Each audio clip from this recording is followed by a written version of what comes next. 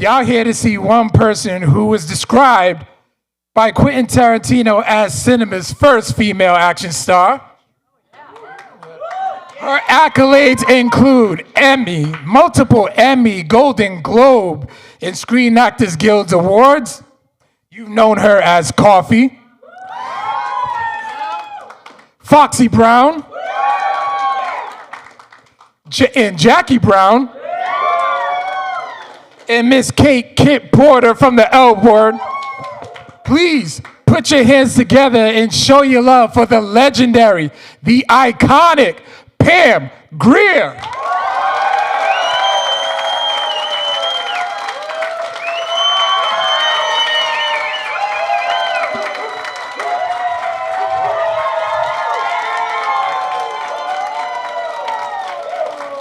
She looks so beautiful, don't you agree?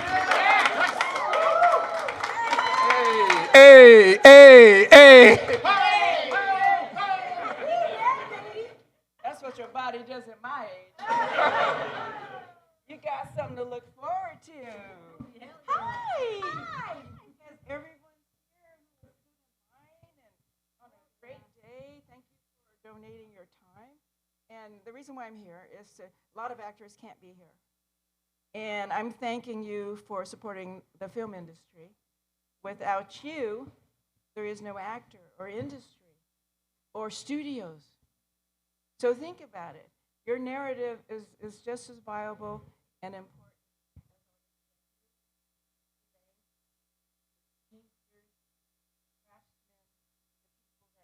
Write and direct. We're all in one incredible artistic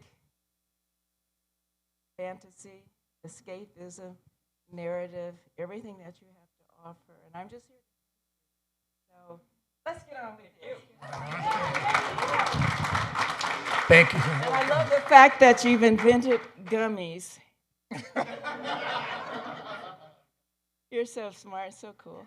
Thank you so much. Thank you for being here. Like I said, it's a huge honor to be in your presence. Yes, ma'am. Aww. Well, my line is a dating app, so everybody was hooking up. It's like leaving the like hotel keys and stuff. I said, okay, look at it. All right now. So, what was the moment when young Pam Grier just decided, you know what, I want to be an actress. This is what I want to do for the rest of my life. Oh my God, I never thought of that. I was working 5 jobs and riding my bike in the snow in Colorado to East High School, where Don Cheadle went to school, and Sinbad and Roseanne Barr and Tim Allen. We were a funny bunch, funny neighborhood. So I wanted to be a doctor, pre-med, and heal in whatever way I was given to learn to heal.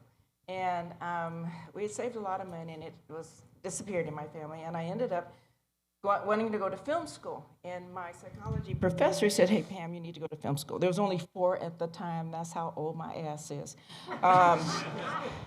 Now there's thousands, but it was UCLA, USC, NYU, and Northwestern. That was it.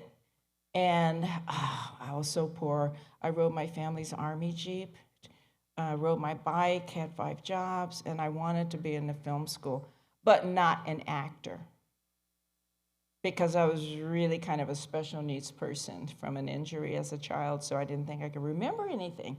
And so I'm more of a geek in the lab.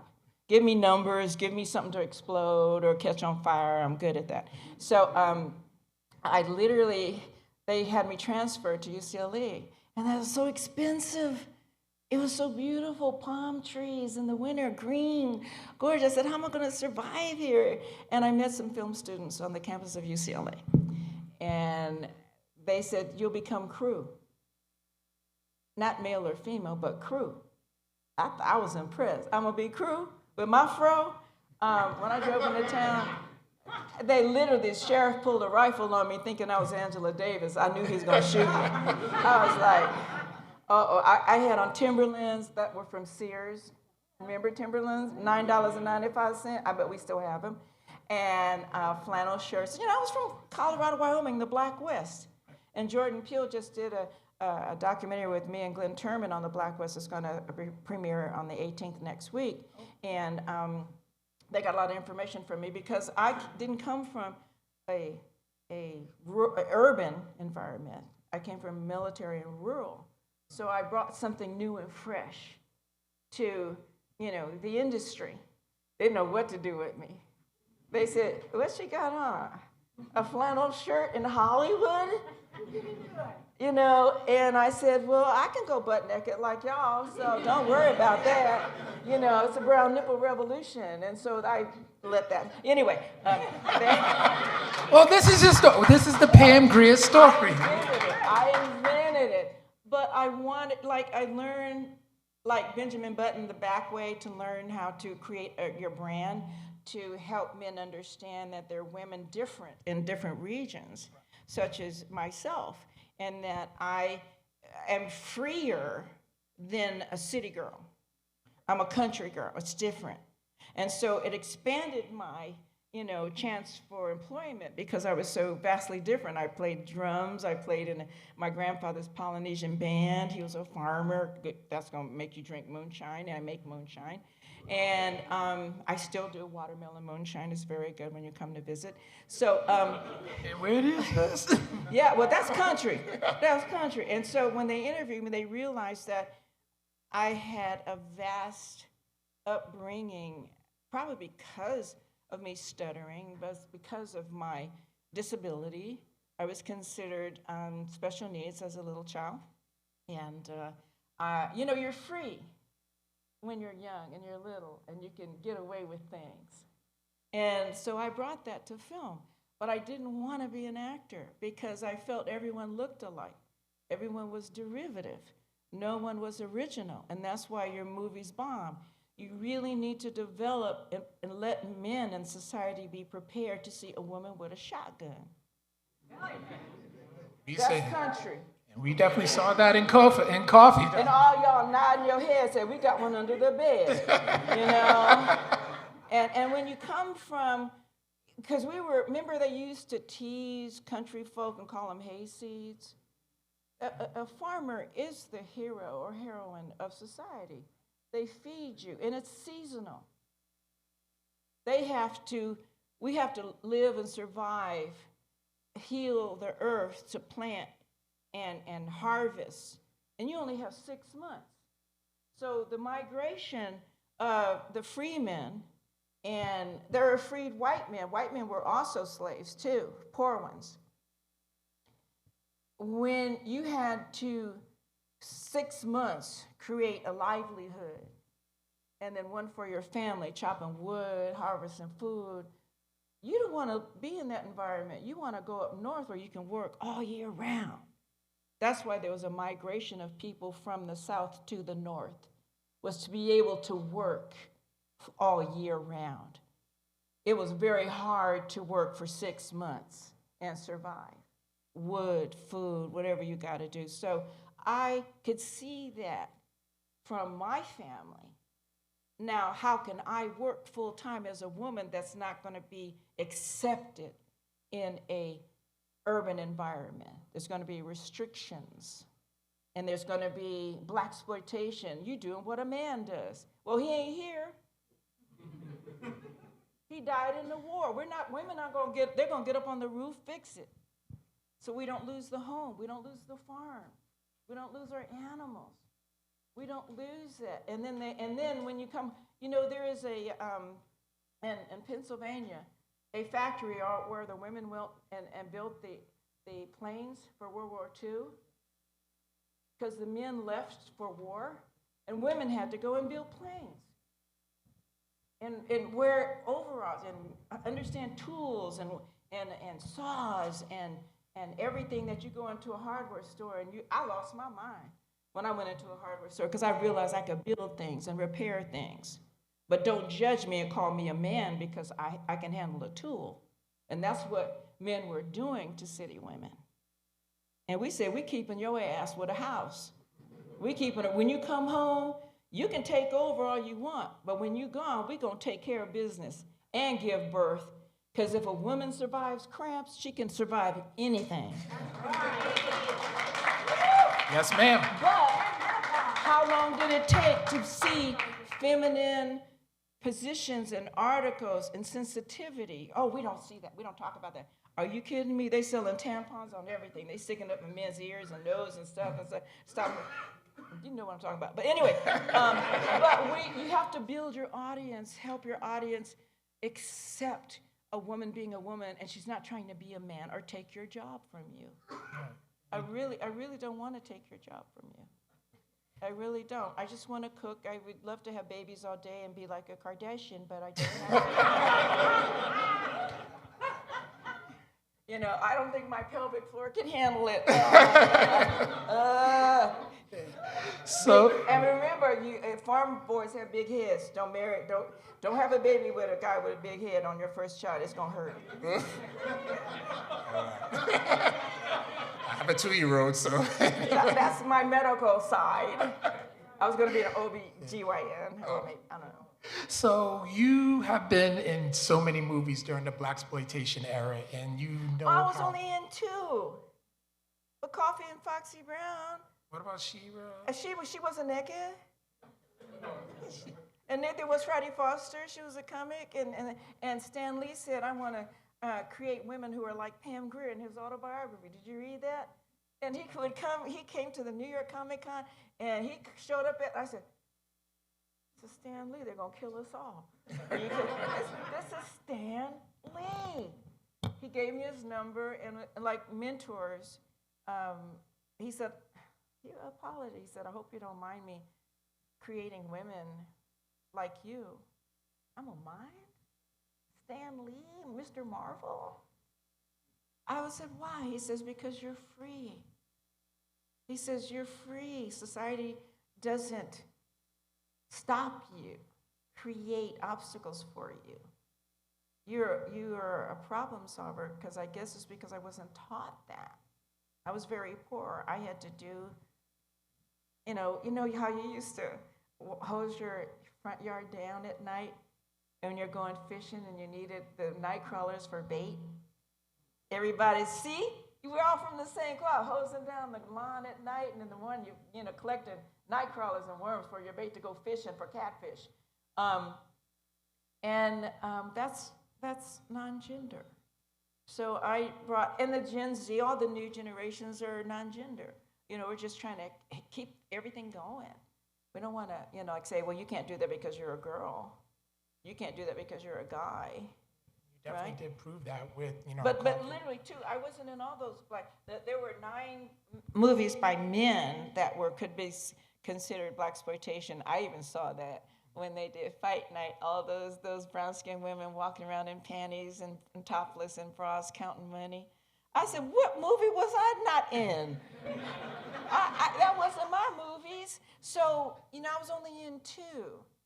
And then the rest were, more, not watered down, but I already proved my point to build a audience that could handle the independent woman of the time, which was Coffy. And she was forced to be and then Foxy Brown. And then after that, you could see it 50 years later. I didn't have to do Coffy 13, right. Foxy Brown 24. I didn't have to, and I'm not a franchise. I wasn't doing it for money, because I had a farm, and the earth is right at our feet. All of us have unbelievable wealth if you look into yourself. Which is what I believed, and I'll get out. Matter of fact, they asked me, they want me to, I'm supposed to meet Guillermo del Toro on the 18th in Los Angeles next week, and then I'm supposed to do the premiere of the Jordan Peele Black West premiere on the 18th in New York. I can't do both. But you know where I'll be? I'll be at the food banks. We got to feed people. Man. Whether we can or not, clean your cabinet out, but we can put boxes of food in the cars of people and give them some money for gas. That's where I need to be. And so my purpose is maybe laborious, hard work, but give what you want most. I live in the trees, I live in the forest, I live on a farm. I don't live, and I always ask my daughters who played my daughters, like Rosario Dawson and Pluto Nash and all the girls from the L Word and Lynx and, to save their money. 3 girls live in a house and just earn your asset for 3 months and you'll have $2-3 million to live off of and do whatever you want. Get an education, help, take care of your parents and grandparents, and the fact that I didn't do a lot of, I was supposed to do a movie, I loved it. One of my mentors at AFI invited me out to her mansion in Malibu when I just came to California. And they said, Pam, you surf? I'm from Colorado. Ski. The horses pull us on skis. We sled. No, I'm not around water. But it's like, she said, well, it's like skiing. I said, okay. And her name was Tamara Hoffs. And she was the mother of one of the Bangles, Susanna Hoffs. And they had a mansion in Malibu. And they were, they're embracing me. Because they knew I was country. Couldn't take me everywhere. And so I learned how to surf. I love surfing. I'd love to come back as a white girl with some money. Shit, you kidding me? I know what I can do with that. So anyway, I learned to surf, but I'm also a scuba diver, and I got my certification when I was doing Miami Vice. Okay. So when Michael Mann had everybody doing the show, I was getting my certification for scuba diving. I love the water. I love the freedom of it. It's great. You get a chance to not do the dishes, I'll be outside, okay? So I just said, there was this book called Black Cake. And I'm from Jamaica, and I've been promised to some wealthy guy as a young girl, and I'm a surfer. And so Oprah and the writers and producers called me and said, Pam, we want to hire you to surf in this movie. Okay, why? Because you can. There's nobody else can surf. But you. Okay. And so I'm reading it, and I'm going, okay, you want me to surf at night? Did you not see Jaws? Well, Pam, it's gonna look romantic and pretty with the sun and the earth, and you have the board, and you jogging along, and you swimming and all that stuff. I said, I'll be dead. What's wrong with you? So I passed, and it was a solid offer. Sometimes you have to say no to save your life. Look at Jaws. Yeah. Okay, you don't go be romantic out there at nighttime. No. That's when the shark and everything else feeds. So I said, I'll do something else. You need to get a technical advisor before you kill everybody. And so the next one was Abbott Elementary. It was called Barrett Elementary, and they wanted me to offer money on the table. Because I play instruments. I was in a gospel group in Denver called Echoes of Youth with 3 members of Earth, Wind, and Fire, Philip Bailey, Andrew Wolford, and Larry Dunn. And I played a lot of gospel, and I played 9 instruments. That's what you give to your kids when they can't talk. I couldn't talk, so I learned instruments. And so they wanted me to move to LA, and I had to pass because I have 2 disabled people that I've taken care of for over 40 years. So they said, but you have to live in LA. I said, I can't live in LA with 2 disabled people. And so I have to pass. I'm sorry. But other shows allowed me to go to New York and do SVU, and other show at Bless This Mess, and I would take care of my family by internet and having Grubhub, serve food to my family who could not feed themselves. So I had to say no. I love the show. And I said, why don't you call Shirley Ralph or Brandy, or I know some actresses would probably love this role. I don't know if they're going to play all the instruments and want to sing, but Cheryl can sing. She got an album. I'm always, Cheryl, you need to do a one-woman show. And she says, shut up, Pam. And so, shut up. I just want to get my star. Leave me alone. I said, that you can sing. Come on, you're dream girls. So, but I support everyone. I want everyone to work. If I not taking something, Vanetta McGee, my closest friend, I called her to do Iger Sanction with Clint Eastwood when I couldn't do it because I was working. But I'm given, I don't know why, and I like to share. And so from all of this and all of you, I've been given so much. So I like to be able to talk about how I got it, like John Carpenter. I put a zucchini in my pants to play a man. It was great. Hey, the zucchini wasn't cold. It was warm, and it was straight. And he said, Pam, you can do it. I said, with these? How do I play a man with these? He said, you can do it. Ow! I don't know. He said, here's the appointment. You're going to come and meet me and Kurt to do Escape from L.A. Hershey Las Palmas. I said I can let my mustache grow, my armpit hair grow, not shave my legs. That's not enough. Okay, because there's no history. Right. There's no, and these are curated. These are people or film art. They know what they're talking about in film right here in this room. So John said, you can do it. Think of something. I don't know, John. I don't want to disappoint John Carpenter. Okay. So I drove in the gate and I had a stuffed sock in my leggings, and it flattened out. I filled that sock up with everything I could find. Nothing. It's like, I can't go in there with a flat dick. What am I talking about? That's John Carpenter and Kurt Russell, the hardest dicks in the industry. What's wrong with me? I need to go home.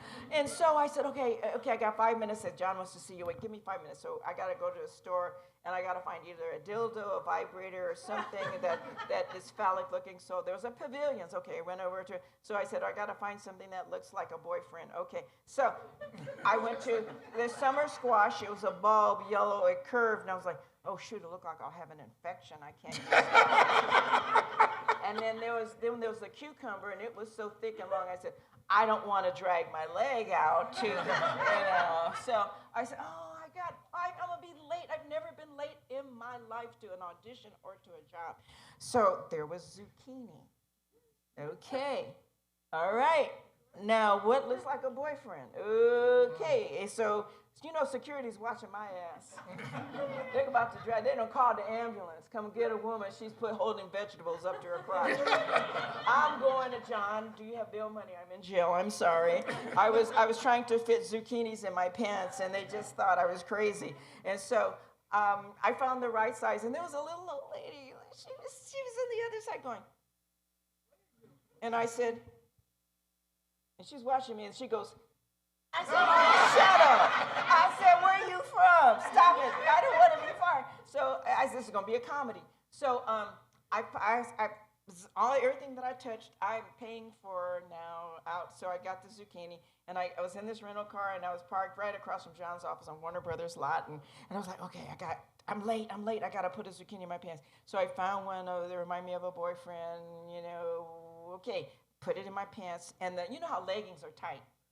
They hold everything, right? So it wouldn't slip and fall to my knees. So I found the legging, and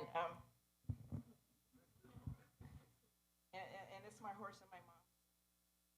So you can just put that there. I won't put it in here. I won't do it. Anyway, so I found the zucchini, and I was like, okay, I gotta get this John. I don't want to just. I'll do it for free. It's John Carpenter. So I put the zucchini in my pants. Oh, you guys know. So I come out of the car. Everybody, and I put on James Brown with the popcorn. And I come out like, hey, what's up? And they call me, how you doing, Vato? Hey, so I started having my pimp walk, and it's like, hey, walked up to the office and said, hey, I'm Pam Grier, and I'm here to Carpenter.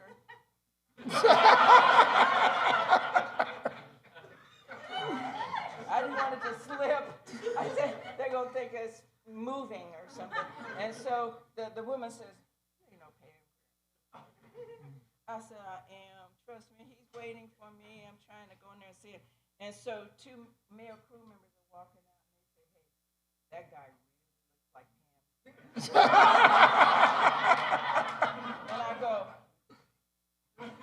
And I go up to John's office, and I just slam the door. Bam! Like a brother, like a guy. I'm not going to go, hello. It's like, bam! bam, bam. And he opens the door. I didn't know this. I didn't know you guys look at Johnson. John Carpenter, first thing he says, hi, Pam, and looks at my zucchini and starts laughing. He starts coughing. He's having a heart attack. I've killed John Carpenter. Oh, my God. Kurt, come over here. Meet Pam. Meet Pam. Kurt comes over and looks right at my Johnson, my zucchini. And they said, you got the job.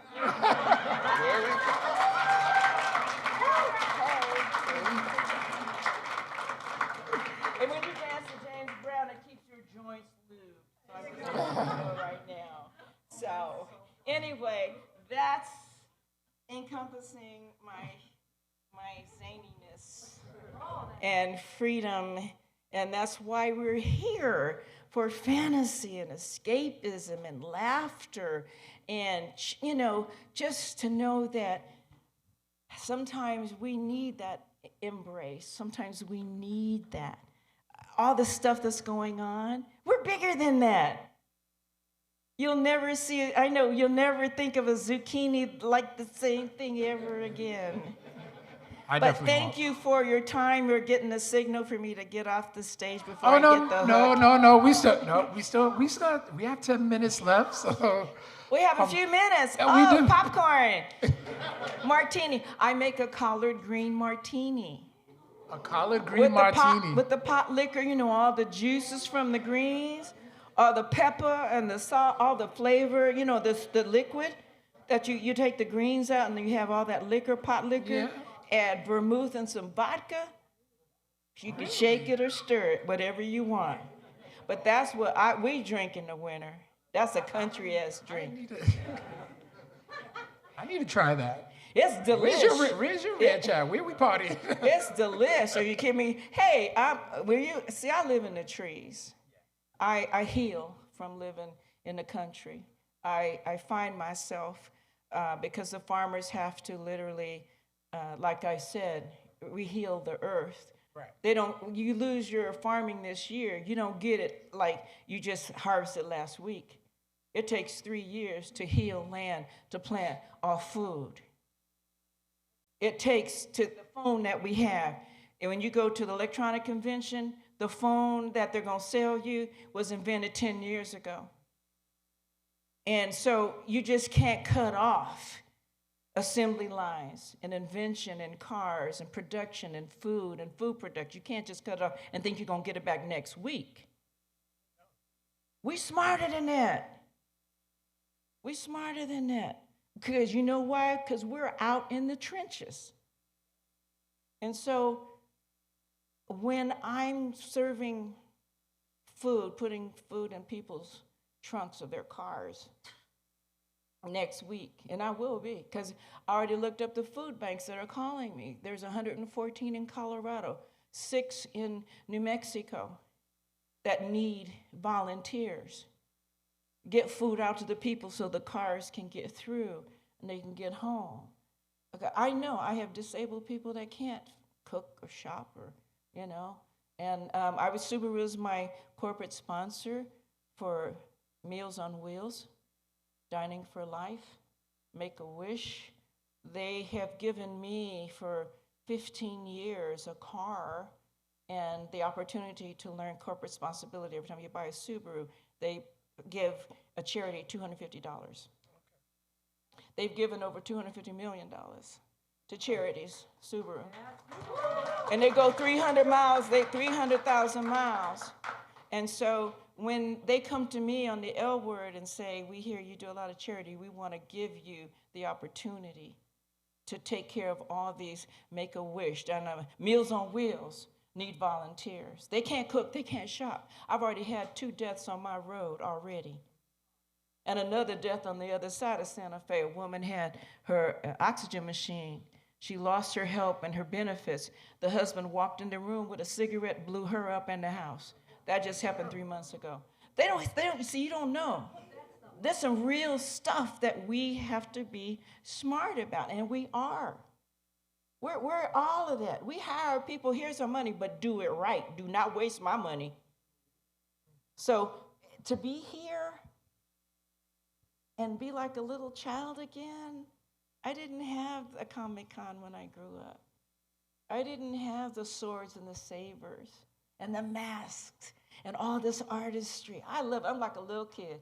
Every time I come here, I'm sending shit back all the time. It's like, oh, that's mine. Don't touch it. The batteries. And now you don't need battery. A USB that plugs in and everything. So that's hey. So, but you give me so much. So with that you give me in abundance, I share. And I hope you remember me and all of us because it's a holiday. It's going to be colder. And I'm going to be out there in the trenches. And they're calling me already to ask me how to start my John Deere tractor. It's like, turn the key. I speak John Deere, and they said, oh, you a girl? Yeah, look what I own, okay? So, but I share it. And some of the actors here were at my home for PTSD therapy after the Rush shooting, and I bumped into them. And in 2020, we had the accident there, serious accident, and I got a call from the union that some of the crew members needed therapy from PTSD. They witnessed a shooting, and we know you have a therapeutic writing program. Can they come? And they need treatment. And I said, let me put my horses away, and they're welcome. And I got food. There was no restaurants open. It was a pandemic. It was horrible. My refrigerator was a blue and white igloo. I didn't have any appliances yet in the ranch house. But come, I'm going to cook. I'm going to find a way to treat these people who are traumatized. So I give what you want most.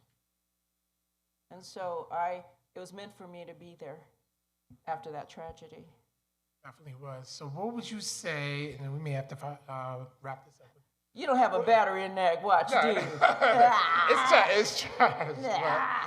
So what would you say overall is, what do you want the legacy of Pam Grier to be? Oh my goodness, I just gave it to you. Well, you kind of did. So. Yeah, I but mean, that's the career-wise. They just, Village Roadshow and Steve Moscow, they just had my book reprinted. It's going to be a series, and you're going to hear about some new things. I'm playing the mom of a very talented, comedian, and the reason why they wanted me to rewrite the script, and the actor, the whole production thought, she's a perfect mom, and I said, well, my son is very talented. And he has, a swagger. You know why? Because he doesn't walk like Urkel. And I got the role. And I think Urkel is the black young Sheldon. See, y'all should be writers on the show. Right? But we all have Urkels in our family, and we have young Sheldons. We have, and we love to watch and embrace each other's cultures, and hair and food and everything. So that's why we're here. And my legacy is getting a bunch of people together, and she has to pee. So anyway,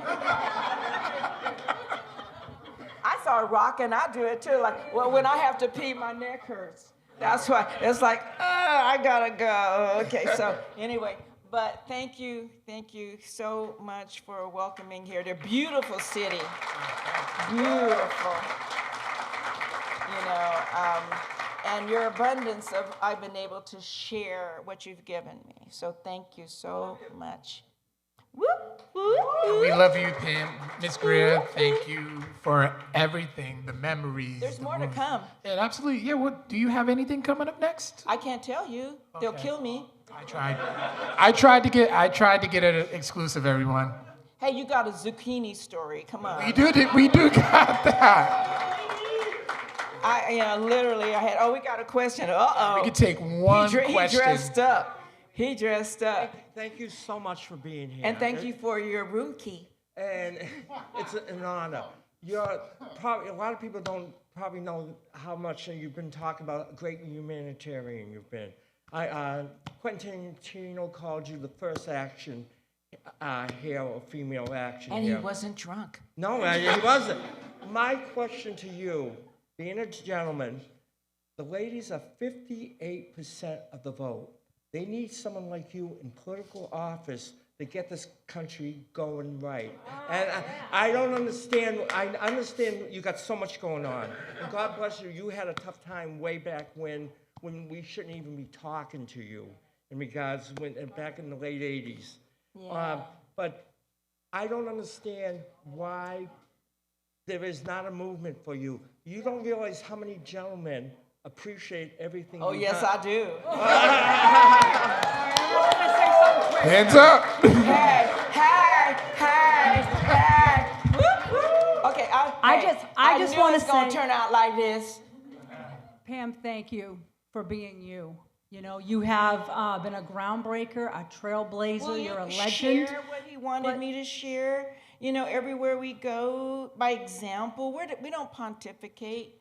Right. You know, we're not in church. I think the scratch and feel, you know, you got to show and tell people because they're not used to listening, they're filtering. And I think from that, you find out you've let opportunities of control go. And there's And not it's hard to tell women, say, hey, you know,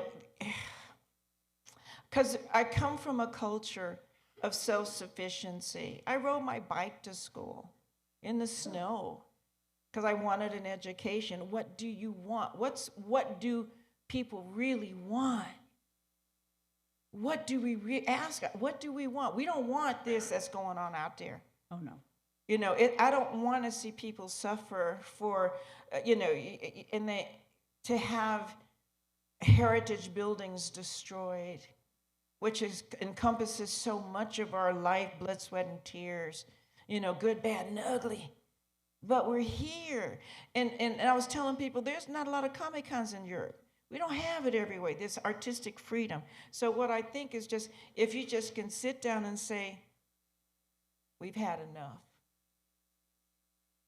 We can't starve people who can't feed themselves. Because Amen. all of us are going to be at an age where we can't cook or shop or drive or dress or wipe ourselves. That could be within years. We all got 3 to 5 years before your life turns physically. And so we can't forget that. We can't lose money. The thing that we lose is time. That's the most valuable, besides water. Right.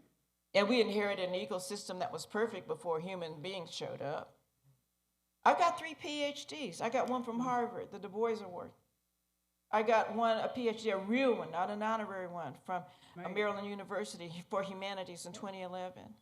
And I got another one from Langston University and HBCU in Agriculture and Science because I care.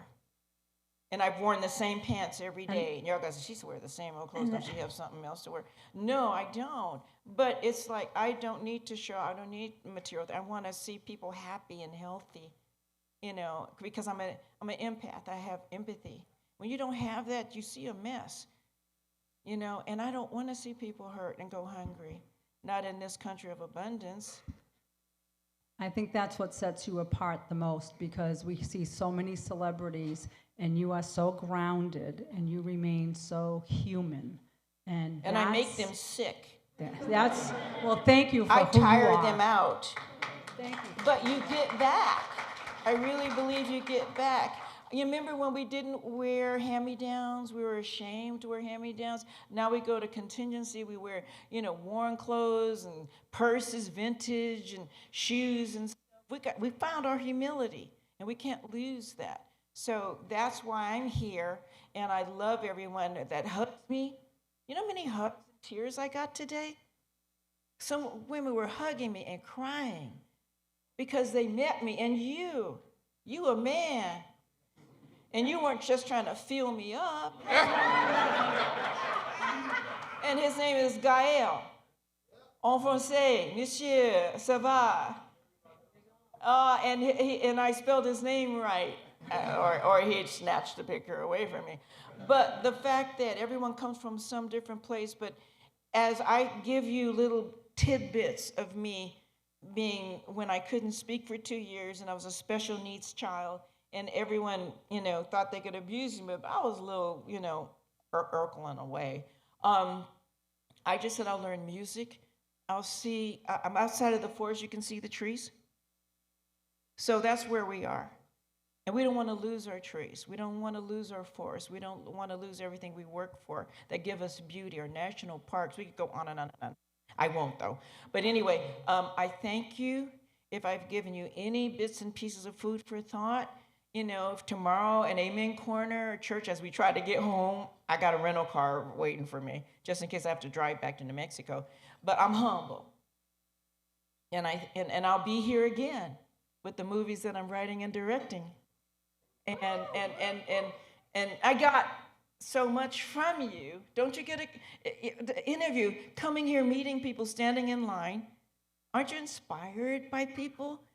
Their hair. Back in the day, I said, we're going to have purple and green hair. My mama said, I said, you want a bet? I won that one. And I won the old 61 Cadillac, which you're converting into EV. And if you saw me on the Joy Reid show, MSNBC, with my 3 initiatives, the water making machines for your home, so we don't tax the farmers' water to grow things.